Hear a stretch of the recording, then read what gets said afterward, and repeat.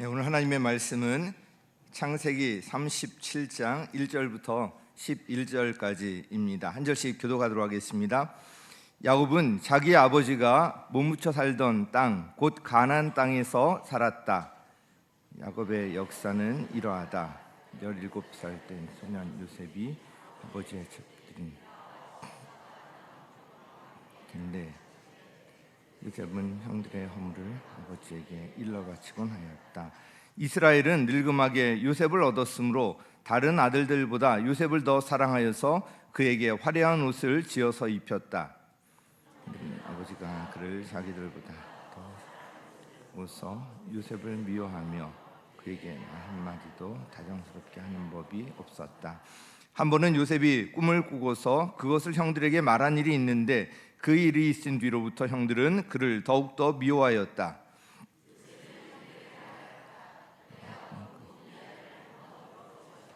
우리가 밭에서 곡식단을 묶고 있었어요. 그런데 갑자기 내가 묶은 단이 우뚝 일어서고 형들의 단이 나의 단을 둘러서서 절을 하였어요. 그에게 말했다.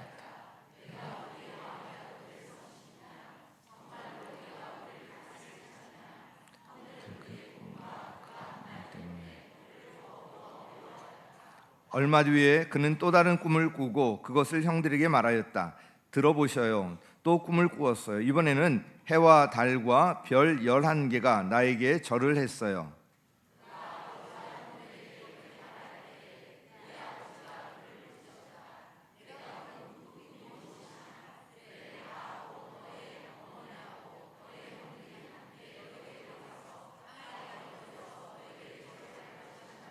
함께 읽습니다.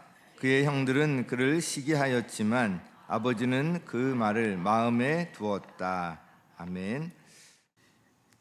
이제 다른 교회 다니셨던 분들은 이 정도면 예배가 끝나야 되는데 이제 설교를 시작하면 언제 끝나냐 이러실 것 같지만 일주일에 한 번 이렇게 예배 드리면서 한 시간에 해치우는 거 이건 아니라고 이제 보고요. 그러나 제 설교는 길지 않습니다. 집중해서 그냥 들으시면 되겠습니다. 창세기 37장부터 마지막 50장까지 요셉에 관한 이 긴 이야기가 나오는데요.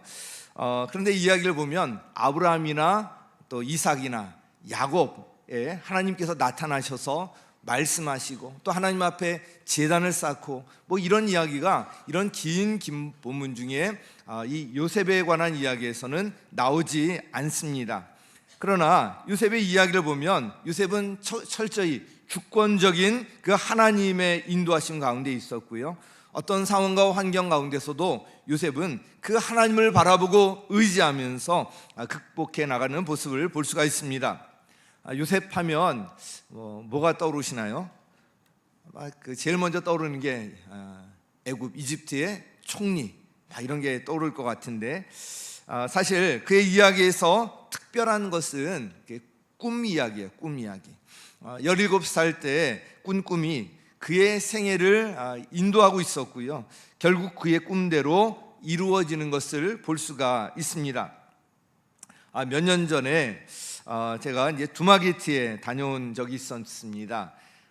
이 코로나 지나면서 다른 것과 왔다 갔다 해서 제가 3년 전에 다녀왔나 6년 전에 다녀왔나 헷갈렸었는데 정확히 찾아보니까 2022년 11월 초에 다녀왔더라고요. 그때 같은 초원의 목사님들과 함께 이 필리핀의 이 두마게티를 방문한 적이 있었습니다. 당시에 두마게티 블레싱 교회와 성도들 이 가정을 방문하고요. 그분들의 삶과 사역의 현장을 보고 들으면서 너무나도 큰 감동을 받았습니다. 어떻게 이런 열악한 상황 가운데서 목장 모임을 하고 하루 벌어서 하루 먹기도 살기 힘든 곳에서 주일마다 모여서 정말 뜨겁게 예배를 드릴 수가 있는지 그 싱글 이 청년 목자 중에는 목장 모임을 섬기기 위해서 일주일 동안 아르바이트를 한다는 이야기도 들었습니다. 한마디로 기가 막혔습니다.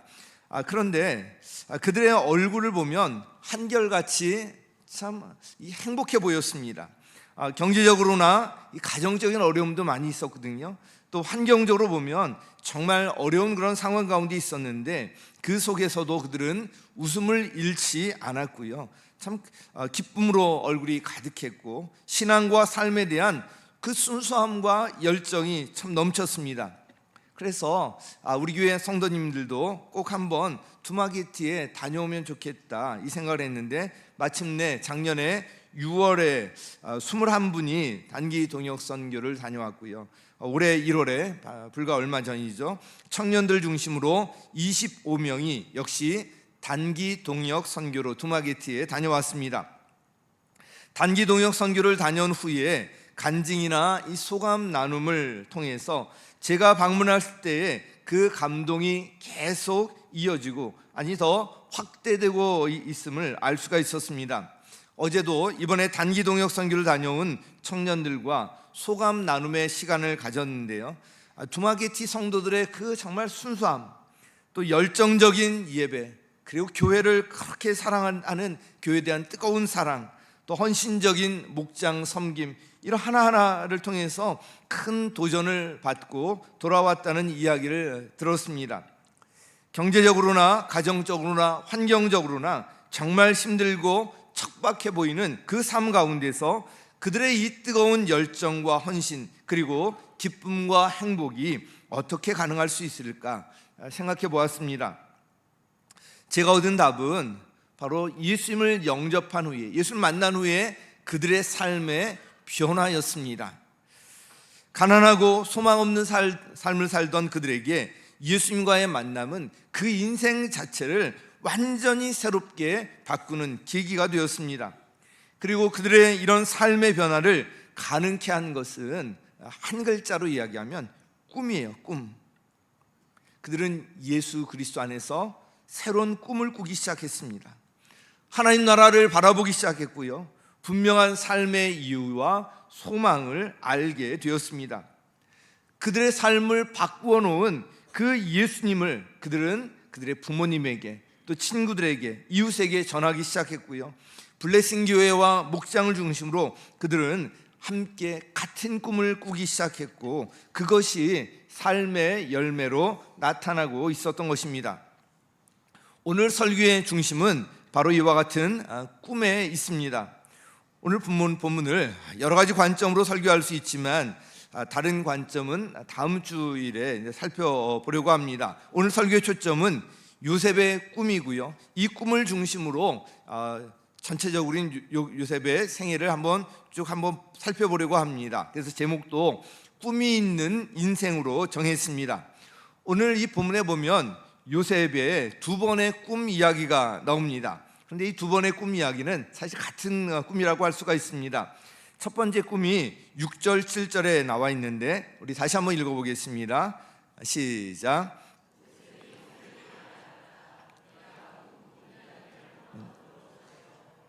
우리가 밭에서 곡식단을 묶고 있었어요. 그런데 갑자기 내가 묶은 단이 우뚝 일어서고 형들의 단이 나의 단을 둘러서서 절을 하였어요. 이걸 읽으면 요셉이 정말 눈치가 없는 거죠. 형들의 미움을 그냥 사서 이제 살려고 하는 것 같은데 다른 한편으로 보면 그만큼 그냥 순수하다고 이제 하고 아직 어린 이제 나이에 꿈을 꿔서 그럴 수 있다고 생각이 됩니다. 두 번째 꿈은 더 가관이에요. 9절 같이 읽습니다. 시작. 얼마 뒤에 그는 또 다른 꿈을 꾸고 그것을 형들에게 말하였다. 들어보셔요. 또 꿈을 꾸었어요. 이번에는 해와 달과 별 11개가 나에게 절을 했어요. 네, 해와 달, 어머니, 아버지, 어머니, 그리고 그 11개 이건 형들과 동생, 자기 형제들 절을 했다고 또 이야기합니다. 이걸 들어보라고 이야기하면서 정말 이제 눈치가 없고 형들이 아마 이 염장을 지르는 그런 이제 이야기였을 것 같아요. 요셉의 이 꿈 이야기를 들은 후에 그의 형들이 그를 이제 더 미워하게 되었다 말씀하고 있고요.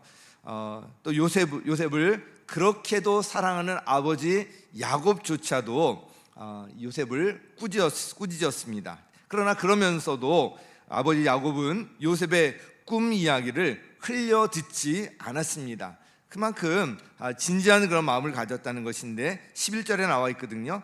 그의 형들은 그를 시기하였지만 아버지는 그 말을 마음에 두었다. 뭔가 하나님께서 주신 꿈이라는 것을 알 수가 있고요. 그리고 이후에 이어질 이야기의 복선이라고 할 수가 있습니다. 그런데 사실 요셉의 삶은 순탄치 않았습니다. 요셉의 이야기를 보면 그의 꿈이 이루어진다는 것은 정말 터무니없는 일처럼 보였습니다. 그런데 그의 꿈 뒤에는 하나님이 계셨고요. 하나님께서 그의 삶을 인도해 주셨습니다. 그리고 결국 하나님께서는 놀랍게도 그 말도 안 될 것 같았던 요셉의 꿈 그대로 이루어 주셨습니다. 꿈이 있는 사람은 삶의 태도가 다릅니다. 특히 예수 그리스도 안에서 꿈꾸는 사람은 어떤 상황과 환경 가운데서도 흔들리지 않습니다. 요셉의 삶이 그것을 증명합니다. 우리 몇 가지 살펴볼 텐데, 첫 번째로 꿈이 이렇게 있는 사람은 어떤 상황과 환경에 처하더라도 좌절하지 않습니다. 같이요, 시작. 어떤 상황과 환경에 처하더라도 좌절하지 않는다. 아버지 이 야곱의 요셉에 대한 편애, 그리고 이것과 함께 꿈 이야기까지 들으면서 형들의 미움과 시기를 샀던 그 요셉, 양떼를 치러 멀리 세겜까지 가 있던 형들의 안부를 묻기 위해서 아버지의 심부름을 갖다가 그만 형들에 의해서 거의 죽을 수도 있었는데, 그런데 이제 유다가 나서서 결국 지나가는 상인들에게 팔리는 그런 신세가 됩니다. 37장 28절에 나와 있는데 함께 읽습니다. 시작. 그래서 형제들이 요셉을 구덩이에서 꺼내어 이스마엘 사람들에게 은 20냥에 팔았다. 그들은 그를 이집트로 데리고 갔다. 형들이 안부를 물으러 찾아갔다가 그만 이집트로 팔려가는 신세가 됩니다. 자, 이집트로 팔려간 요셉은 이집트 바로, 이집트의 왕을 이제 바로라고 칭하는데요. 그 신하인 경호대장 보디발에게 다시 팔리게 됩니다. 37장 36절에 보면, 그리고 미디안 사람들은 이집트에서 요셉을 보디발이라는 사람에게 팔았다. 그는 바로의 신하로서 경호대장으로 있는 사람이었다. 17살이라는 이 어린 나이에 아버지의 사랑을 정말 한 몸에 받던 요셉이었습니다. 그런데 지나가는 상인에게 그냥 팔려서 낯선 곳으로, 생면부지의 곳으로 가서 종이 되었습니다. 언어도 다르고요, 음식도 다르고 문화도 다 다르고 의지할 아버지, 가족들도 없었습니다. 모든 것이 낯선 환경이에요. 게다가 아직 어린 요셉이었습니다. 그리고 종으로 또 팔려가 있어 거기서 자신의 인생이 아마 끝났다, 이렇게 생각할 수도 있는 상황이었습니다. 한편 요셉은 그럼에도 불구하고 보디발의 집에서 열심히 이제 성실하게 이제 샀는데요. 그런 가운데 다시 한번 억울한 상황을 당합니다. 요셉은 용모가 준수하고요, 또 잘생긴 미남이었습니다.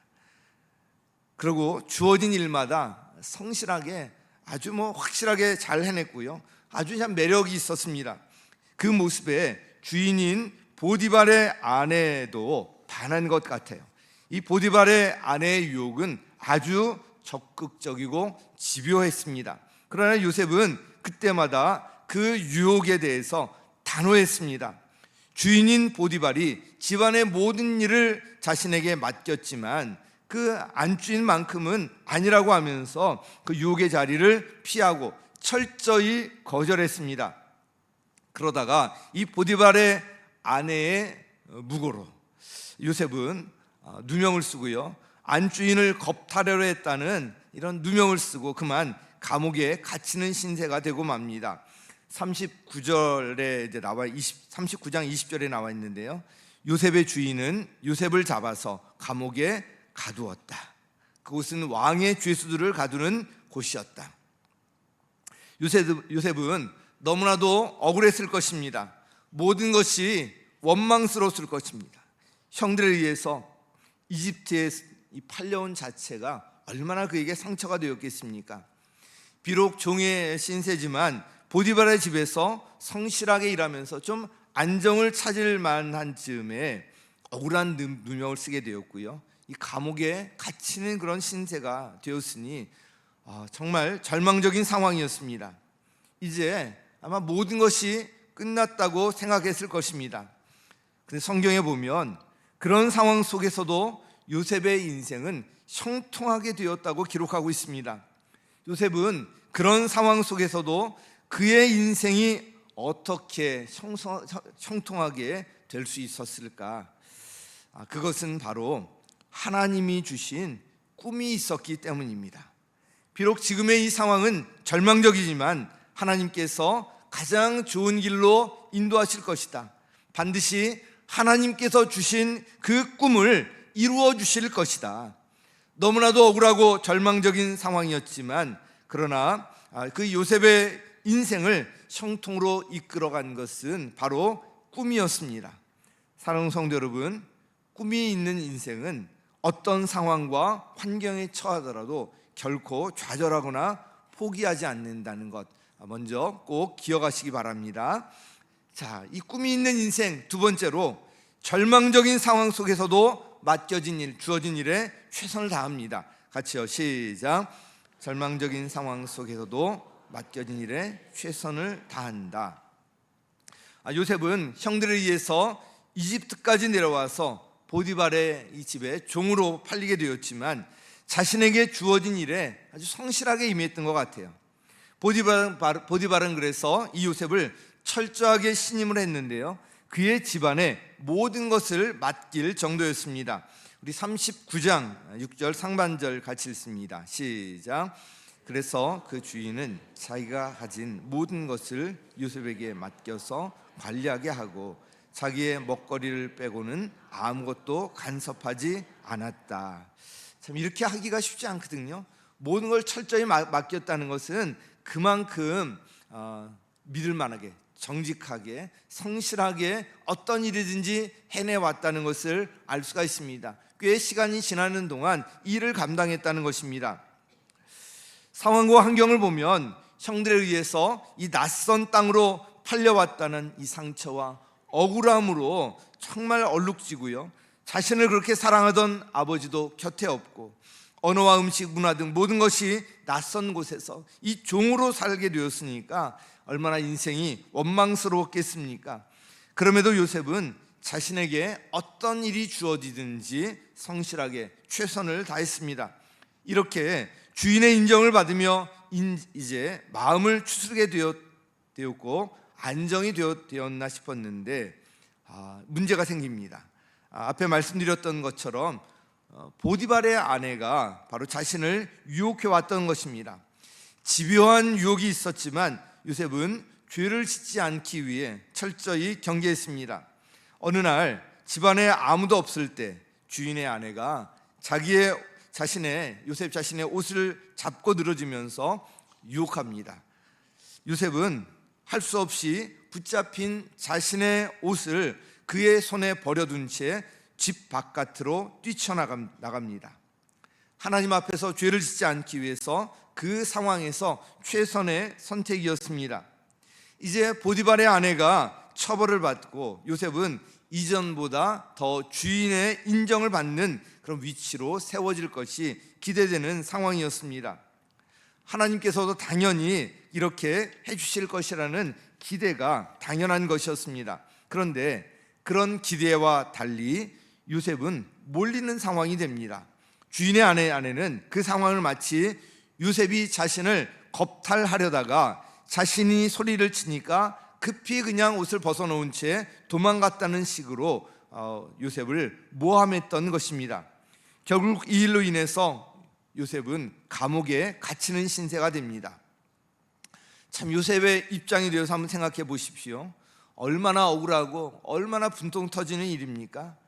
그동안의 이 노력이 모두 수포로 돌아가고요, 낯선 이집트 땅에서 종으로 팔려와서 이제 감옥에 갇히는 그 정말 이 비참한 신세가 되었으니까 이제 감옥에서 썩어서 죽는 것을 기다리는 이 길밖에 없는 상황이 되었습니다.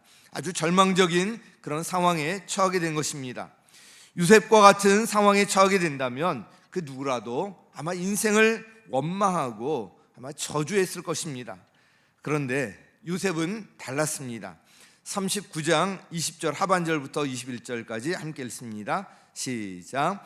요셉이 감옥에 갇혔으나 주님께서 그와 함께 계시면서 돌보아 주시고 그를 한결같이 사랑하셔서 간수장의 눈에 들게 하셨다. 요셉은 억울한 일로 이 감옥에 갇히게 되었지만 그 속에서 그 억울함 때문에 인생을 원망하고 하나님을 원망하며 불평하며 세월을 허비하지 않았습니다. 감옥 안에서도 자기에게 주어진 일에 성실하게 임했습니다. 결국 그는 하나님께서 은혜를 주셔서 그 간수장의 눈에 들게 되었고요, 감옥의 모든 사물을 맡아서 관리하게 됩니다. 우리 39장 22절 같이 읽습니다. 시작. 감옥 안에 있는 죄수를 모두 요셉에게 맡기고 감옥 안에서 일어나는 온갖 일을 요셉이 혼자 처리하게 하였다. 이 감옥 안에서도 꽤 시간이 지났다는 것을 알 수가 있습니다. 그 가운데서 어떤 일이 주어지든지 성실하게 최선을 다했던 것입니다.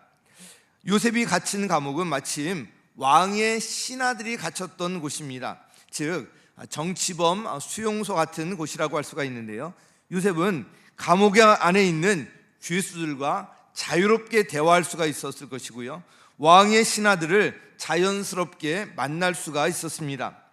요셉이 만약에 감옥에 갇히지 않았다면 상상할 수 없었던 일들을 경험할 수 있게 되었던 것입니다. 놀랍게도 요셉은 왕의 신하들을 자유롭게 만나면서 한 나라의 총리가 될 준비와 공부를 하고 있었던 것입니다. 정말 참 신기한 일입니다. 어떻게 된 일입니까?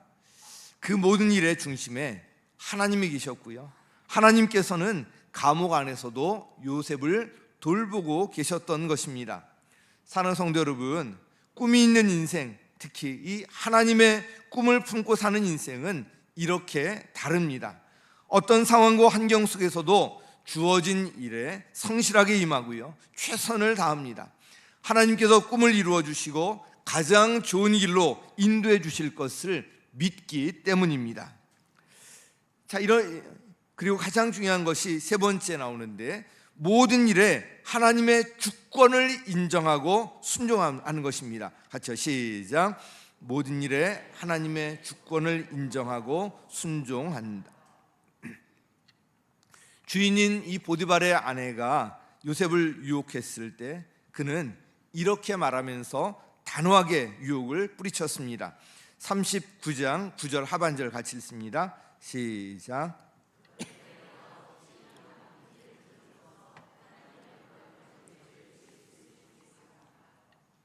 이 보디발의 아내가 집요하게 유혹했기 때문에 주인의 아내 아닙니까? 그 유혹을 뿌리치기가 쉽지 않았을 것입니다.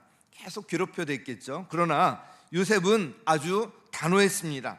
그가 이렇게 할 수 있었던 것은 바로 그가 하나님 앞에 서 있었기 때문입니다. 아무도 보지 않는 그런 상황에 있었지만, 그러나 하나님께서 보고 계시다는 것을 알고 있었기 때문에 요셉은 보디발의 아내 유혹에 넘어가서 죄를 짓는 것, 이것은 근본적으로 하나님을 거역하는 것으로 그렇게 생각했던 것입니다. 혹시 주인인 보디발을 속일 수 있을지 모르지만, 그러나 하나님을 속일 수는 없는 일이었습니다.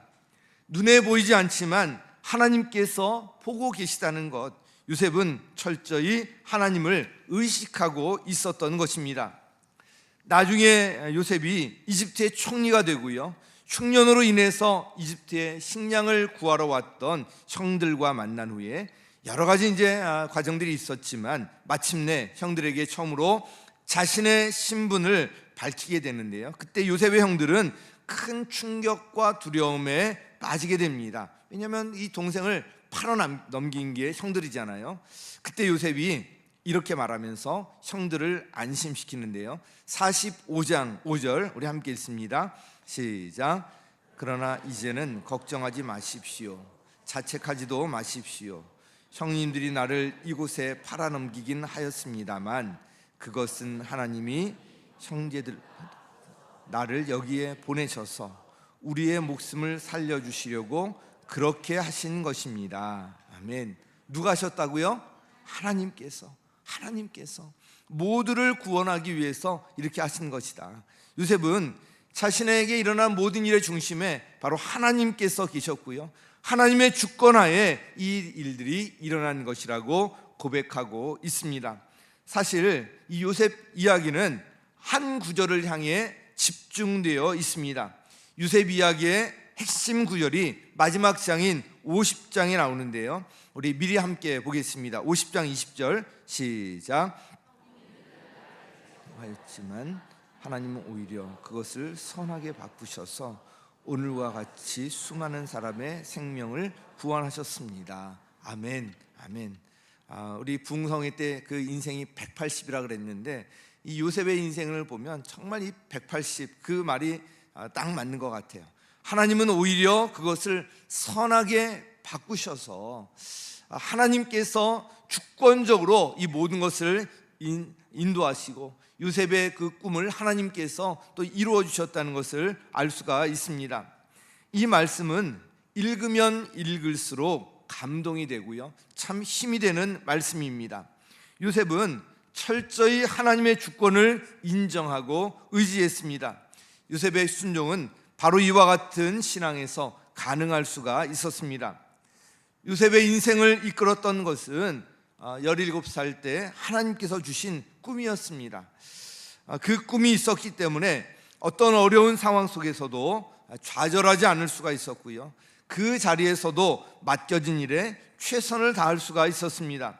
그리고 그 모든 상황 가운데 그에게 꿈을 주신 하나님의 주권을 인정하고 받아들이면서 순종할 수 있었던 것입니다. 마지막으로 이제 한 구절 읽고 설교를 마무리하도록 하겠습니다. 이 마태복음 28장 18절 하반절부터 20절까지 우리 같이 읽겠습니다. 시작. 나는 하늘과 땅의 모든 권세를 받았다. 그러므로 너희는 가서 모든 민족을 제자로 삼아서 아버지와 아들과 성령의 이름으로 세례를 주고 내가 너희에게 명령한 모든 것을 그들에게 가르쳐 지키게 하여라. 보아라, 내가 세상 끝날까지 항상 너희와 함께 있을 것이다. 아멘. 하늘과 땅의 모든 권세를 누가 가지셨다고요? 우리 예수님께서 하늘과 땅의 모든 권세를 나에게 주셨다. 아버지께서 나에게 주셨다. 그러면서 뭐라고 하세요? 보아라, 내가 세상 끝날까지 항상 너희와 함께 있을 것이다.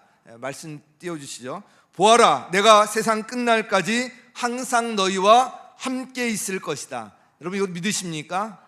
얼마나 참 힘이 되는 말씀이에요. 하늘과 땅의 모든 권세를 가지신 그 주님께서 세상 끝날까지 항상 우리와 함께 계시다고 약속을 하셨습니다. 이 말씀이 저와 여러분에게 주시는 주님의 음성으로 들리기를 간절히 바랍니다. 그런데 그 앞절 보면 그러므로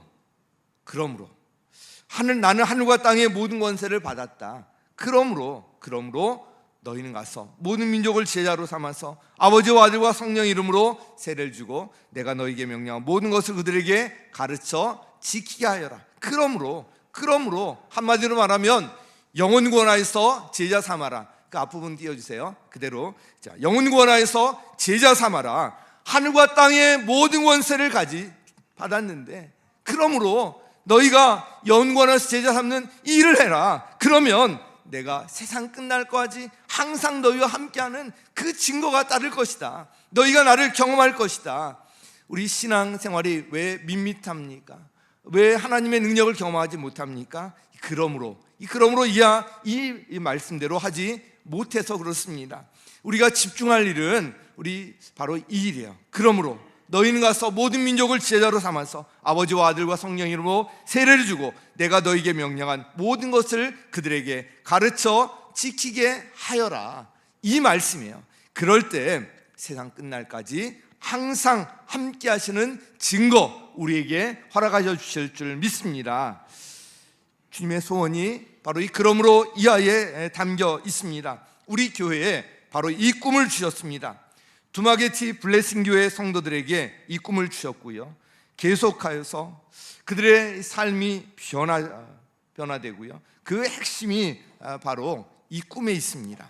하나님께서 신약교회 회복이라는 분명한 꿈을 블레싱 교회에도 주셨고 우리에게도 주셨습니다. 이 꿈을 이루는 일에 하나가 되어서 함께할 때 우리가 세상에서 경험할 수 없는 참 기쁨과 행복, 하나님과 함께 하시는 능력, 그리고 그 주님 안에서 뜨거운 열정이 우리 가운데 넘치고 회복될 것을 확신합니다.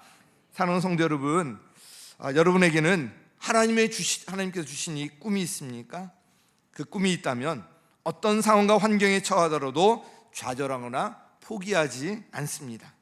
그 꿈이 있다면 아무리 절망적인 상황에 처하게 된다 하더라도 맡겨진 일에 최선을 다합니다. 그 꿈이 있다면 모든 일에 하나님의 주권을 인정하고 순종하게 됩니다. 아울러 하나님께서 우리 교회에 주신 꿈이 있습니다. 바로 신약교회 회복의 꿈입니다. 영원권하여 제자 삼는 교회, 서로 사랑하며 예수님을 닮은 제자가 계속 세워지는 교회, 하나님의 소원이 바로 여기에 있습니다. 하나님이 주신 꿈은 말도 안 되는 것 같이 보이지만, 그러나 다른 사람이 또 에게서 환영을 받지 못할 수도 있습니다. 그러나 하나님께서 기뻐하시는 일이기 때문에 반드시 이루어 주십니다. 우리 이 꿈을 함께 이루어가길 예수님의 이름으로 간절히 축원합니다. 우리 같이 한번 찬양하고 기도할 텐데, 우리 기대 같이 찬양하겠습니다. 우리 일어서서 함께 이 찬양 올려드리겠습니다. 우리의 인생은 그냥 우연히 온 것이 아니라요, 하나님의 계획과 뜻이고요, 우리에게 꿈을 주셨습니다. 하나님 나라에 대한 꿈, 우리 교회의 꿈, 주신 꿈, 신약교회 회복의 꿈, 이 꿈을 갖고 나갈 때 우리는 결코 좌절하거나 절망할 필요가 없습니다. 그리고 하나님께서 기뻐하시는 뜻 가운데 있기 때문에 반드시 이루실 것입니다. 같이 찬양합니다.